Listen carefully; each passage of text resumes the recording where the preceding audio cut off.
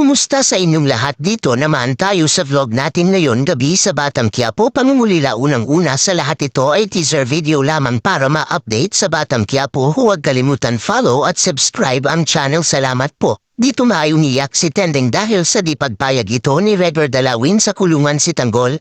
Tess at Regger nagbamaya naman dahil sa ina ni Tess. Ito Tess ay nag-iisip kung anong gawin dyan ito. Regger ay umalis na pasok sa trabaho. Ito si Mang Marzen at nita nagkape ito, ngunit si Roda ay may balak itapon ang gamit, ngunit pinigilan ito ni Marzen. Inalala nilang magulang ang gamit ni Makhang.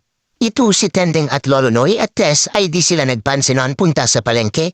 Inalala nila Marzen at nita sa mga larawan ito. Umiiyak pa silang mag-asawa ito.